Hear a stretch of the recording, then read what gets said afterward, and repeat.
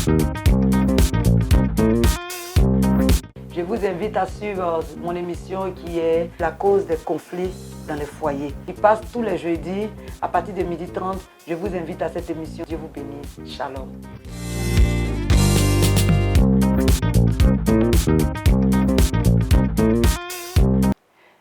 Shalom, shalom. Soyez bénis au nom de notre Seigneur Jésus-Christ de Nazareth. Shalom à tous les enfants de la MEI Bethel, de la Mission évangélique internationale Bethel. Je suis la prophétesse Antoinette Déborah de la Mission évangélique internationale Bethel. Je vais dire shalom à tous les hommes de Dieu. Je vais dire shalom à toutes les servantes de l'Éternel qui nous écoutent, toutes les personnes qui apprécient ce que nous faisons. Je vais dire shalom à Pasteur Avi Blessing, shalom à Prospérité, shalom à Kairos TV, shalom à tous ceux qui nous aiment, qui nous encouragent, shalom à John Bazelet depuis Miami, ce papa qui nous suit, qui nous encourage. Shalom à toutes les personnes qui sont là depuis le début avec nous. Et le thème que nous traitons, c'est la cause des conflits dans le mariage, dans le foyer. Depuis un moment, nous sommes en train de parler de ces différentes causes qui font que depuis un bon moment, nous sommes sur les antennes en train de parler de ça. Donc, je veux bénir le nom du Seigneur pour toute personne qui a eu le foyer, qui a été restauré au travers de cette émission. Nous recevons beaucoup d'appels en inbox, par nos numéros de téléphone, des personnes même qui viennent pour chercher la délivrance. Nous disons merci au Seigneur pour ces personnes parce que la Bible dit que c'est faute de connaissance, le peuple de Dieu périt. Il y a des situations que nous vivons, faute de connaissances, nous nous posons beaucoup de questions. Souvent, nous accusons en face. Souvent, nous nous demandons qu'est-ce qui ne va pas, qu'est-ce qui va. C'est toutes ces choses-là que le Seigneur nous a donné la force de pouvoir étayer. Il y a beaucoup de personnes qui ont commencé à être éclairées. Donc, je veux bénir le nom du Seigneur pour toi, ma fille Grâce, depuis Paris. Shalom à toi, nouvelle vie. Shalom à toi, nouvelle vie Renaissance. Shalom à toi, serviteur de Dieu NSDD. Shalom à toutes les personnes qui nous suivent. Shalom à Pasteur Badé, que j'appelle Papy depuis la France, qui m'a toujours encouragé depuis le début dans cette émission. Je veux dire merci au Seigneur pour sa vie. C'est un coach, c'est un père, c'est quelqu'un qui donne de bons conseils. Shalom à toi, Papy. Shalom à toi, Ariel Adaï. Shalom à tous les hommes de Dieu. Shalom à toutes les servantes de Dieu. Que le Seigneur vous bénisse. Avant de commencer toutes choses, nous allons bénir le nom du Seigneur. Nous allons demander au Seigneur de nous conduire, de nous guider, de nous éclairer. Et nous prions maintenant. Éternel, notre Dieu, notre Père, nous voulons te dire merci, Papa, encore en ce jour, pour ce que tu fais pour nous. Nous vous réclamons ta présence, nous réclamons ta sagesse et ton intelligence, parce que nous ne savons rien, nous ne connaissons rien. C'est toi, Dieu, qui nous donne, Seigneur, la capacité de pouvoir comprendre et de pouvoir enseigner d'autres personnes, de pouvoir aider des foyers, de rétablir des foyers. C'est pourquoi nous bénissons ton nom en ce jour. Merci pour le cœur que tu visites, que tu touches, des personnes, Seigneur, que tu disposes, Papa, au travers de cette émission que tu as délivrée, que tu as bénie. Papa, merci encore, que la gloire te revienne au nom de Jésus. Amen. Merci Seigneur pour toutes choses. Donc nous sommes allés étape par étape sur les causes des conflits. Nous sommes allés dès le début par nos actions, par nos actes, par tout ce que nous avons pu avoir fait. Nous, bien nos caractères ont pu par moments créer des soucis dans nos couples, dans nos foyers, même peut-être par moments des séparations. Et nous sommes allés étape par étape. À côté de cela, nous avons vu qu'il y avait aussi des causes spirituelles. Et ces causes spirituelles, souvent, sont beaucoup plus compliquées. Et dans les causes spirituelles, nous avons vu les mauvais fondements. Dans les mauvais fondements, nous avons vu beaucoup de choses. Qu'est-ce qui pouvait être à la base? Les adorations de nos familles, les pratiques que nous-mêmes nous avons eu à faire. Souvent des choses que nous ne comprenons pas, puisque les problèmes spirituels se règlent dans le spirituel. Et nous sommes allés étape par étape jusqu'à ce qu'aujourd'hui, nous arrivons sur la malédiction. Et depuis un moment, nous sommes en train de parler de la malédiction pour dire qu'il y a des foyers qui sont sous malédiction. Il y a des personnes en tant qu'individus qui sont sous malédiction. Donc, il va sans dire que ces personnes-là vont avoir des problèmes pour se stabiliser, vont avoir des problèmes pour être mariées, vont avoir des problèmes, même si elles arrivent à se marier, vont avoir des problèmes dans le mariage. Et ce que je veux dire, la malédiction est contagieuse. Quelqu'un qui est maudit, une personne qui est maudite, est comme Caïn. Caïn, je ne dis même pas comme Caïn, c'est un Caïn. Parce que Dieu a maudit Caïn. Dieu a mis un embargo sur Caïn et que personne ne pouvait approcher Caïn. Donc, nous sommes en train de voir la malédiction. Et la fois dernière, nous avons vu un peu la loi qui réglementait la malédiction. Donc, je vais revenir un peu là-dessus pour dire qu'il y a des lois. Il y a des lois bibliques qui réglementent la malédiction. Il y a la loi de la vie et de la mort. Deutéronome 30, verset 15. Le Seigneur a dit, je mets la vie, je mets la mort. Tu fais un choix, tu choisis. Si tu choisis la mort, c'est une malédiction que tu choisis. Si tu choisis la vie c'est une bénédiction. Il y a les lois aussi du donner et du recevoir. Quelqu'un peut être sous la malédiction de la pauvreté, de la misère. Parce que je dis toutes ces choses parce que c'est relatif. Un homme qui n'a pas les moyens Une femme qui est dans la pauvreté, dans la misère, quand elle va épouser un homme, automatiquement cette misère, cette pauvreté va contaminer le monsieur. Un homme aussi qui est pauvre, qui a une malédiction de pauvreté, de misère, vous allez voir que cet homme-là va se battre pour pouvoir avoir les moyens, pour pouvoir peut-être se stabiliser, même, il peut même se marier. Parce que nous sommes en train de parler des causes. Le manque d'argent dans le couple peut être une cause de divorce. Donc il y a des personnes, leur pauvreté, leur manque d'argent, leur manque de productivité vient d'une malédiction quelconque. Parce que tu n'aimes pas donner, donc tu ne peux pas recevoir. Ou bien dans ta famille, il y a eu des choses qui ont été faites, où on a vendu la bénédiction, bien les richesses de cette famille. Donc quelqu'un qui n'a pas les moyens, tu peux te marier. Nous sommes des hommes de Dieu, nous jugeons les affaires, nous réglons des problèmes. Il y a des gens qui se sont séparés faute de moyens. La femme dit, moi j'ai fait, je ne sais pas comment faire, depuis que je l'ai épousé, je ne me retrouve pas. Ça ne va pas. L'homme se bat, il se débat, il n'arrive pas à avoir les moyens. Et puis un matin, il se sépare parce que le monsieur n'arrive pas à joindre les deux bouts, à s'occuper normalement des enfants, de la femme. Donc nous sommes en train de parler des causes. Et il n'y a pas de cause qui est à négliger. Toutes les causes sont importantes. Parce que ce qui n'est pas important chez toi, Kofi, peut être très important chez Kwasi. Ce qui a causé le divorce peut-être de Kofi n'est pas la même cause chez Yao. C'est pourquoi on ne néglige rien. On ne doit pas dire que oui, la femme est partie parce que son mari n'avait plus les moyens, il avait les moyens au départ, et puis il n'a plus les moyens, la femme est partie. C'est une cause. Nous ne sommes pas là pour juger, ni pour pouvoir dire qui a raison ou qui a tort. Mais nous sommes en train de faire sortir tout ce qui est cause pour que chacun de nous puisse analyser et comprendre et voir. Souvent, il y a des causes que nous minimisons, et puis après, cela nous pète au visage. Nous sommes à l'église. Souvent, nos enfants n'ont pas encore les moyens, ils ne travaillent pas encore, ou bien il y a un appel, il est encore dans ses tiraillements. Il y a des filles carrément qui disent non. Quand il demande, il n'a pas de ressources, je fais comment? Donc c'est aussi une cause. Et ça peut être son mari. Mais le fait qu'il n'ait pas le moyen peut mettre un blocage. Il y a des hommes aussi. Il dit, ah comment j'ai prié, Dieu me dit, la fille là, sa famille est trop difficile, il y a trop de pauvreté, moi je ne peux pas m'engager. C'est une cause. Donc nous sommes en train de parler des causes, mais nous ne sommes pas en train de juger. Donc voilà un peu. Et il y a la loi aussi de la foi. Quelqu'un qui n'a pas la foi, Hébreux 11, verset 1, c'est aussi une cause.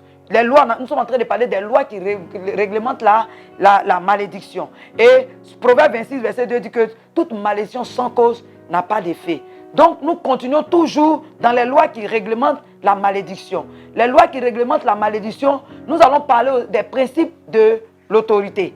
Les principes de l'autorité, les lois qui réglementent la malédiction. Nous parlons des principes de l'autorité. Donc, il y en a deux principes, grands principes. Et je vais dire quels sont les principes par lesquels la malédiction peut opérer. Les principes par lesquels la malédiction peut opérer, il y a le principe de la puissance des paroles prononcées. Nous savons ce que c'est. Nous, en tant qu'Africains, nous savons ce que c'est. Les principes de la puissance de la parole prononcée. Il y a des paroles, il y a des personnes sur lesquelles des paroles puissantes, sataniques ont été prononcées. C'est comme si ces personnes sont sous embargo satanique. Donc, une personne pareille, si elle t'a épousé, tu vas voir que, comme on a dit, la malédiction est contagieuse. Ça va te suivre, ça va t'accompagner, ça va faire que la personne ne pourra pas être bien comme il se doit. Donc, j'ai pris l'exemple de Josué 6. Josué a prononcé des paroles sur Jéricho. Josué est une autorité. Et on appelle ça, c'est des voix autorisées. C'est des voix autorisées. Nous allons voir en détail un peu plus devant. Josué a dit que la personne qui va vouloir se lever pour bâtir Jéricho va payer cela au prix de son premier fils et de son dernier fils. C'est une voix autorisée, ça s'accomplit. Près de 400 ans plus tard, Ian de Bethel s'est levé pour aller bâtir Jéricho. Il a pensé que c'était la blague. Et la parole qui est prononcée est dans l'air pendant des siècles et des siècles. C'est ça la différence entre la malédiction et puis peut-être un petit démon qu'on doit chasser. La malédiction n'a pas de temps. Elle est illimitée. Jusqu'à ce que toi-même tu te lèves et que tu la brises. Voilà pourquoi il y a des familles qui sont sous malédiction. Il y a des pays qui sont sous malédiction. Il y a des villes qui sont sous la malédiction. Il y a des maisons qui sont sous la malédiction. Donc voilà ces choses. Moi, je vais donner un témoignage. Moi, au village, on était encore tout petit. Je connais cette dame, cette maman-là, qui, elle était en ville et puis elle rentrait au village. Avant, c'était les trains qu'on utilisait comme moyen de locomotion, généralement parce qu'il n'y avait pas les cars. Et puis, elle avait sa voisine de compartiment. Et puis, les deux avaient la même valise. Avant, ce n'était pas les valises en tant que telles que nos mamans utilisaient, c'était les sacs de voyage. Et puis, il s'est trouvé que la dame de mon village, elle est arrivée au village, elle s'en va déballer ses affaires, elle se rencontre, elle a échangé avec sa voisine. Elles se sont échangées. L'autre dit je descends à telle ville, l'autre dit je descends dans tel ou village. Et puis elles se sont séparées. Et puis la dame arrive au village, celle qui est chez nous, elle déballe les bagages, elle se rend compte que ce ne sont pas ses affaires. Ce sont les affaires de la dame avec laquelle elle était dans le train.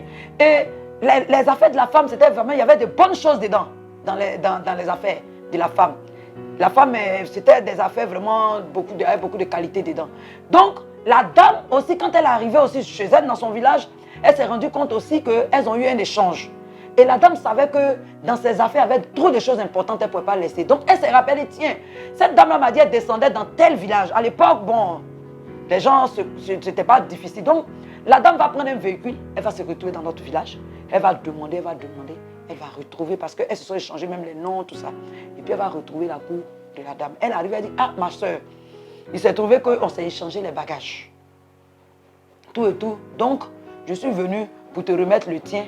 Tu vas me le redonner pour moi. Et la dame qui est de mon village, ses parents, quand ils ont regardé dans les affaires, vraiment, c'était des choses vraiment de grande importance. Ils lui ont dit, tu n'as pas volé, c'est une grâce. Que c'est une chance. Parce que les païens parlent de chance, tu ne donnes pas. Donc, ses parents lui ont mis la pression. Donc, la dame a dit à la femme, non, non, non, je n'ai pas pris tes bagages, je n'ai pas vu tes bagages. Elle dit, non, on a échangé les bagages parce qu'on avait les mêmes couleurs de sac. Elle dit, non, pas question. La femme dit, bon, ok. Parce que la Bible dit que toute malédiction sans cause n'a pas d'effet. Cette malédiction a une cause, n'est-ce pas? Donc, la femme lui a dit, ok, moi, je suis venue en ville. Je suis venue me chercher. C'est au prix de ma sueur, de mon sang. C'est mon avenir, l'avenir de mes enfants que j'ai préparé. Je partais garder au village. Avec une grosse somme même d'argent dedans. Et moi, c'est au prix de toutes ces souffrances-là. Et je t'ai pris comme une soeur. Tu me dis que ce n'est pas toi qui as pris. Et la femme s'est levée, elle a prononcé des paroles de malédiction sur elle. Elle a minimisé, la dame est partie. Et quand la dame est partie, elle s'est réunie, elle et sa famille, elles se sont partagées ce qu'on pouvait se partager. Les bons pains, les draps, tout ce qui était à partager, ils se sont partagés. Et puis voilà qu'un coup, paf, la mort commence à rentrer dans cette famille. Moi, j'étais encore très jeune, mais je connaissais l'histoire parce que tout le monde maintenant finalement avait peur de cette famille. Ils sont devenus comme des Caïns. Et puis la mort a commencé à frapper. Et dans nos cultures, les gens vont toujours pour comprendre. C'est ce qu'elle dit toujours aux chrétiens. Le diable même, les païens même sont plus attentifs que nous les chrétiens. Nous les chrétiens, nous avons tendance à tout minimiser. Jésus a tout pris à la croix, c'est vrai. Il a pris tout à la croix pour que tu sois sauvé. Mais c'est ce que je dis à quelqu'un, je dis, mais tu es chrétien. Pendant 1 an, 2 ans, 3 ans, 4 ans, ta situation perdue. Tu ne poses pas de questions. Le temps de Dieu, c'est vrai. Mais même Job, même la théologie te dit que la souffrance de Job a duré 9 mois. Dieu ne peut pas nous éprouver au-delà de nos forces. Toi, tu as 15 ans, 20 ans dans l'église. Et puis tu dis, c'est le temps de Dieu qui n'est pas encore arrivé. Moi, ce temps de Dieu, moi, je refuse. Parce que jusqu'à ce que ce temps de Dieu arrive, je marche avec une canne. Ce n'est pas possible. Dieu n'est pas comme ça. Pour nous mettre un joug sur la tête. Et donc, nous, dans nos cultures, souvent, quand il y a une situation qui prévaut, ou bien soit les morts en cascade, ou bien les situations bizarres, on va toujours consulter le devin. Donc, elle a perdu, je crois, son père. Elle a commencé à perdre, les gens de la famille ont commencé à mourir en cascade. Et ils sont allés consulter le devin du village. Et puis le devin du village va dévoiler, comme Dieu s'est révélé à Nathan pour dévoiler l'action de David. Qu'il y a eu une action qui s'est passée dans la vie de tant, dans la famille. Qu'elle a pris des affaires qui ne lui appartenaient pas. Que la femme a libéré des paroles de malédiction. Et que cette malédiction-là va décimer toute la famille. Et elle sera la dernière sur la liste à décéder. Je vous assure. La femme, là, elle a un seul fils. Son fils même, il est plus âgé que moi, on a même joué ensemble. À un moment même, il voulait parler de mariage. Moi, mon père a dit, cette famille-là, il y a un embargo de malédiction, ce n'est pas toi, il va prendre. J'étais encore très jeune. Son fils même dont je parle est décédé. Et toute la famille s'est décimée. La mort en cascade, c'est ça la malédiction. Donc imagine-toi, si tu rentres dans cette famille, tu dis, tu vas te marier, tu seras très vite veuf ou très vite veuve. C'est pourquoi connais ton histoire et connais l'histoire de la personne que tu vas épouser. Ne rentre pas partout. Ce n'est pas partout. Il faut prier. C'est pourquoi nous, les enfants de Dieu, nous devons prier. Et c'est biblique. Abraham a dit à son serviteur, si tu veux une femme pour mon fils, pas dans cette contrée-là. Parce que je connais leur vie. Moi, je veux une femme pour mon fils. Mais va dans mon pays, va dans ma région, va dans ma contrée, va prendre une fille de là-bas. Et au mieux, me va prendre dans ma famille. Et puis ramène-la moi. Nous avons les mêmes façons de voir les choses. Et je sais que dans ma famille, nous, on est bénis. On n'est pas sous malédiction. Donc, je ne veux pas que mon fils épouse une fille d'ici. Et nous avons vu que le serviteur est parti. Et en allant, le serviteur il ne prie même pas le Dieu d'Abraham, mais il a fait une prière, il dit, le Dieu que mon serviteur Abraham prie, accompagne-moi dans ce voyage parce que c'est une mission que mon maître m'a confiée. Et vous voyez que Abraham a fait jurer à son serviteur. Et quand les Juifs te disent, c'est une métaphore, quand il a dit sous sa cuisse, c'est pas sous sa cuisse, c'est sur ses parties intimes. À ton avis, sous sa cuisse, il y a quoi sous la cuisse? Qu'il a fait jurer sous sa cuisse, il a dit que sur ses parties intimes pour dire, mon enfant que j'ai engendré, qui est sorti de mes entrailles, jure-moi que tu ne vas pas aller prendre une fausse fille pour venir lui donner. Pour dire dans quoi tu es rentré, où tu vas, dans quoi tu es. Shalom à toi mon papa. Dans quoi tu es. Donc, c'est une famille pareille. Moi, c'est une tante éloignée. Et dans le village, ils étaient comme des interdits. Et moi, je connaissais l'histoire. Et quand c'est son fils unique même, cette dame-là, a commencé à rôder autour de moi, mon papa dit non, cette famille. Nos parents même connaissent ce que c'est que la malédiction.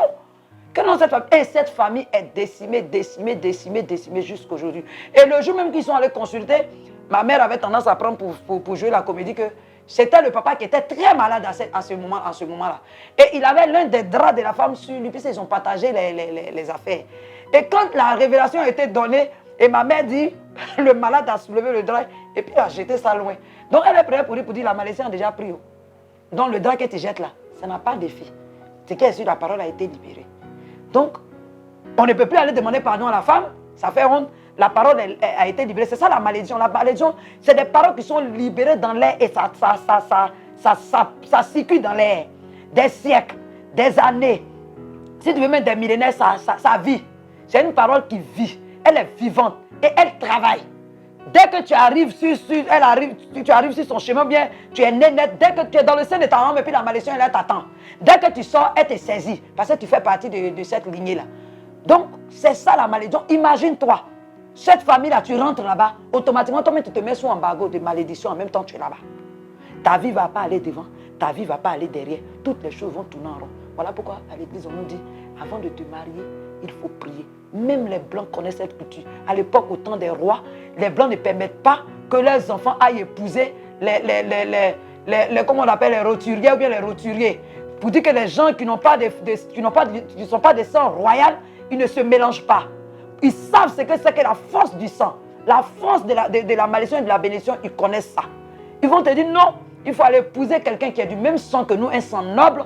Les deux sangs nobles ensemble, c'est la bénédiction qui se multiplie sur les enfants, sur les arrière-petits-enfants. Mais dès que il y a un autre sang, si c'est la misère, c'est la pauvreté qui vient se mettre dedans, tu vas voir que la vie de tes enfants aussi va aller à la dérive. Donc c'est des choses qui sont vivantes, qui sont réelles. Nous sommes en train de parler des causes des conflits dans le foyer. Donc à côté des lois qui réglementent, comme j'ai dit, il y a le principe de la puissance de la parole. J'ai donné l'exemple de Josué 6. La puissance de la parole. Josué a prononcé sur Jéricho. Jéricho a été une ville maudite. Même 400 ans plus tard, quand Hiel de Bethel a rebâti Jéricho au prix de ses deux enfants, mais nous avons vu qu'apparemment Jéricho était une ville d'apparence. Jéricho était une ville d'apparence. Les gens ont dit à Élisée, Jéricho apparemment est une ville bien, les maisons sont belles, tout le monde semble bien, mais l'eau n'est pas bonne à Jéricho. L'eau c'est source de vie, l'eau c'est la vie. Donc Élisée, le prophète Élisée était obligé de poser une action prophétique pour assainir l'eau de Jéricho. Tout ça c'était les effets de la malédiction que Josué avait prononcée sur Jéricho. Aujourd'hui, nous faisons un amalgame entre le fait d'être sauvé et puis le fait d'être, par moment, être lié par ces choses. Et aujourd'hui, il y a des doctrines qui te disent, non, tu as Jésus, ça suffit. Et nous voyons des chrétiens qui ont fait 15 ans, qui ont fait 20 ans, qui ont fait 30 ans dans l'église, qui sont découragés, qui ne savent même pas où mettre la tête. Et ce que le chrétien vit, il se rend compte que sa maman vit, son papa le vit, ses frères, ses soeurs, et lui-même il vit la chose, et puis ça ne l'interpelle pas. Ça doit t'interpeller que quelque chose ne va pas. Ça doit t'interpeller. Donc, le deuxième principe, comme j'ai dit, le principe des paroles prononcées. Le premier principe, c'est le principe des paroles prononcées, comme j'ai dit tout à l'heure, que Josué a prononcé. Maintenant, le deuxième, c'est le principe de l'autorité. Une autorité peut te mettre sous malédiction. Voilà pourquoi moi je prêche, je dis toujours aux enfants, arrange-toi pour ne pas avoir affaire aux autorités, quelles qu'elles soient. Parce que des autorités, c'est des voies autorisées. C'est des voies autorisées. Il ne faut pas jouer avec. C'est des principes, c'est des lois qui réglementent la malédiction, c'est des principes. Donc, en plus de la parole prononcée, qui est dangereuse, il y a le principe de l'autorité. Une autorité peut placer une malédiction sur quelqu'un. Et on a dit que la malédiction, là, si elle n'a pas de cause, elle n'a pas d'effet. Mais si elle a une cause, elle a un effet. Donc, il faut avoir un certain niveau d'autorité pour pouvoir placer la malédiction sur quelqu'un. Donc, il y a l'autorité parentale. C'est-à-dire que ton papa ou ta maman peut te maudire, a le droit de te maudire. C'est un droit. S'il te maudit, ça va agir. Donc, évite d'être maudit par ton père, même s'il est sorcier. Même si d'après toi, elle est sorcière. Quel que soit ce que la personne est, tu t'arranges. Tu t'arranges. Tu t'arranges. Merci, papa. Merci, papa. Dieu la main. Que Dieu te bénisse, papa. Vie blessing. Oui, il faut que nous tous, on écoute ces choses. C'est vrai, on est là, on déclare les paroles bibliques comme ça. Non, c'est vaincu. Une malédiction qu'on n'a pas d'effet. Souvent, ce n'est pas des récitations. Il faut regarder en toi. Tu es sûr qu'il n'y a pas de cause pour qu'une malédiction ait effet sur toi. C'est ça. Parce qu'il y a beaucoup de chrétiens pour lesquels on prie. Souvent, nous voyons des choses. Et puis le Seigneur te dit, il n'a qu'à aller demander pardon à ses parents, mais il n'a qu'à aller demander pardon à tel homme de Dieu, mais il n'a qu'à aller demander pardon à tel ou tel. Et puis ça, il faut encore que Dieu t'ouvre vraiment les yeux pour le faire. Les autorités. Moi, j'étais encore jeune chrétienne. Mon papa, cet homme de Dieu, correct. J'étais le nom qui est quelqu'un de correct dans ce qu'il fait. Nous le connaissons ici, c'est un père dans la nation. Où il y a une femme qui est venue, qui est une grande femme d'affaires, mais qui a commencé à voir ses affaires en train de dégringoler. Et elle est venue à l'église et il a vu la femme. Quand il a vu la femme, il a prié pour la femme. La femme dit, je suis venu te voir pour que tu viennes prier pour moi, chez moi à la maison. Il dit, ok. Donc il dit, il part chez la femme. Il arrive là-bas, il finit de prier pour la femme. Et la femme rentre dans sa chambre, elle ressort avec une enveloppe remplie d'argent. Il dit, quand il a attendu, parce que c'est ça aussi, nous les hommes de Dieu, il faut être un homme d'esprit. Il dit, quand il a tendu la main, il voulait prendre l'argent. L'Esprit de Dieu dit, ne prends pas cet argent. Que regarde dans le parc autour de cette femme. Mon papa, le pasteur, lui, il dit, se retourne, il regarde dans le garage de la femme. Elle a plein de voitures dans son garage. Il y a des voitures même qui sont affaissées. Parce qu'elle ne les roule pas. Donc ces voitures, les pneus sont affaissés. Le Seigneur lui dit que c'est un homme de Dieu qui a prié pour elle dès le départ. Elle n'était pas riche. Elle n'était rien du tout. Que cet homme de Dieu-là qui a prié pour elle, son pasteur, elle a eu toutes ses richesses. Que demande-lui si son père spirituel a un véhicule, cet homme de Dieu.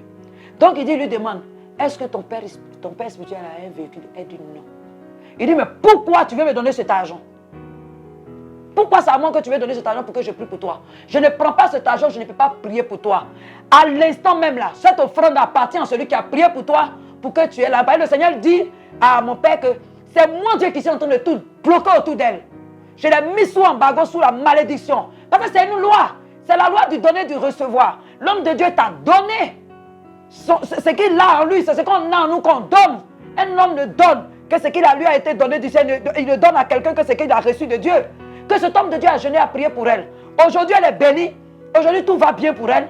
Elle se promet maintenant d'homme de Dieu en homme de Dieu pour pouvoir maintenant leur faire des offrandes, pour pouvoir leur donner de l'argent. Et regarde son parc auto, son pasteur n'a même pas de quoi manger. Le monsieur pleure, son âme pleure. Donc moi, Dieu, j'ai entendu les pleurs de cet homme de Dieu. C'est moi qui suis en train de tout fermer. Et il a dit à la dame, elle dit oui, c'est vrai. Il dit donc je ne prends pas ton argent. Donc imaginez-vous cette femme-là. Quand tout sera en train de dégringoler autour d'elle, elle va accuser peut-être les sorciers. Ce n'est pas la sorcellerie. Elle, son cas, c'est une malédiction. C'est ça la malédiction de l'autorité. Il n'a même pas eu besoin, cet homme de Dieu n'a pas eu besoin même de lever la voix pour la maudire, mais c'est soupir seulement. La Bible dit que quand nous ne savons plus quoi dire, les soupirs, nos soupirs inexprimables sont des prières que nous adressons à Dieu. Donc voilà comment est-ce que l'homme de Dieu va venir et rendre ce témoin. Oui papa, ils sont nombreux comme ça dans nos églises. Va venir expliquer. Et ils ne savent pas qu'ils sont sur la malédiction, ils sont probés, ils disent que Dieu va faire, ils sont vaincus, ils ne sont pas Dieu. Mais l'autorité, donc tu as l'autorité parentale. Ton papa peut te maudire, ta maman peut te maudire, ça va agir. Et si ta maman t'a maudit pour dire tu ne vas pas te marier, c'est ce que tu es en train de me faire là. Nous, nos parents maudissent facilement les Africains.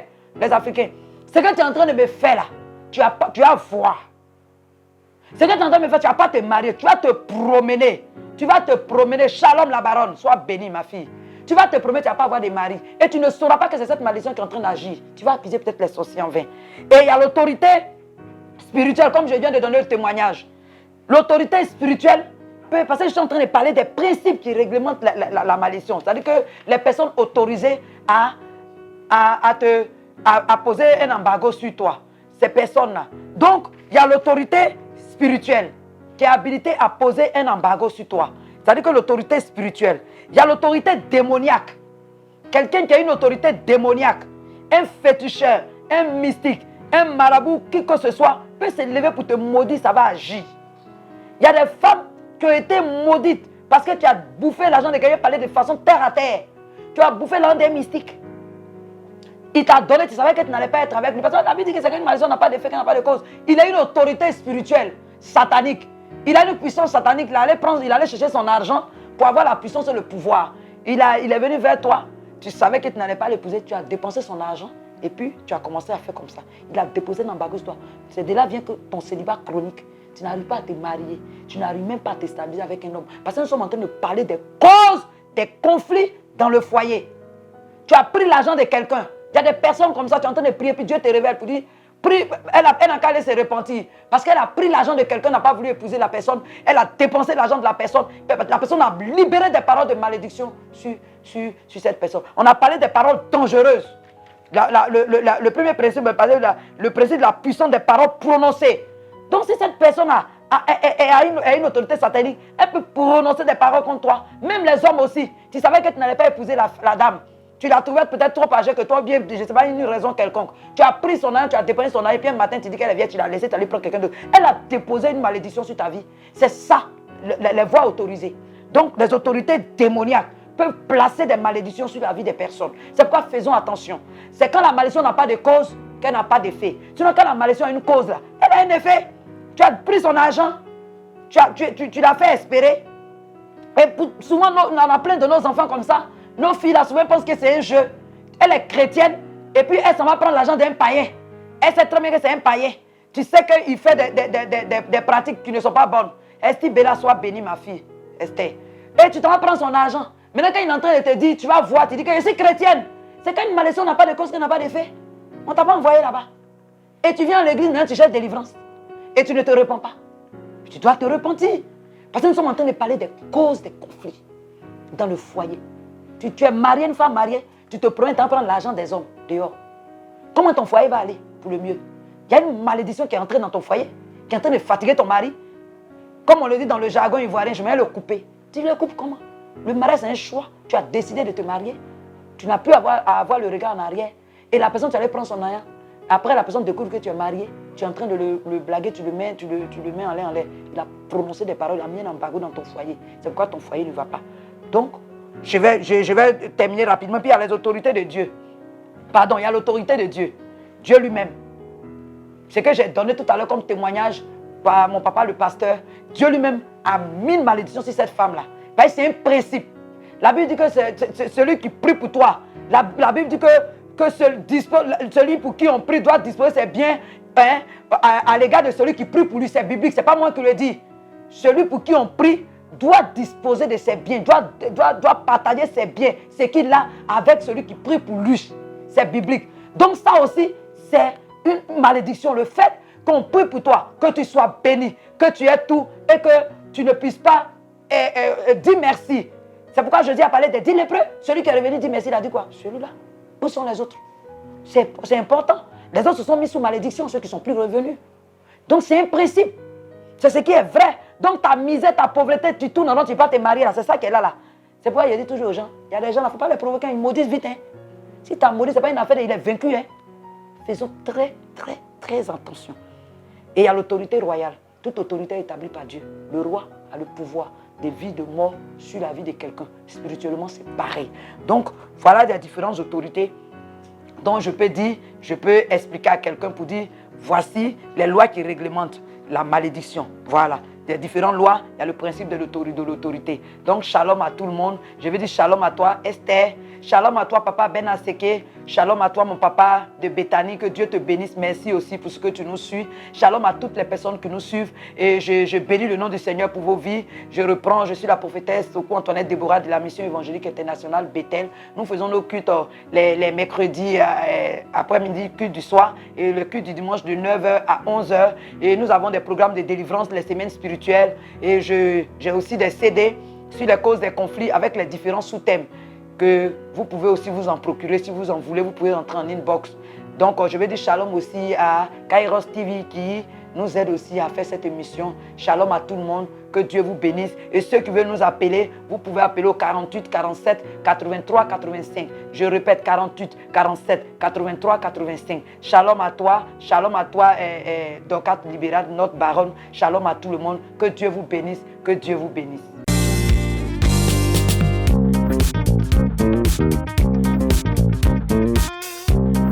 Je vous invite à suivre mon émission qui est La cause des conflits dans les foyers. Il passe tous les jeudis à partir de 12h30.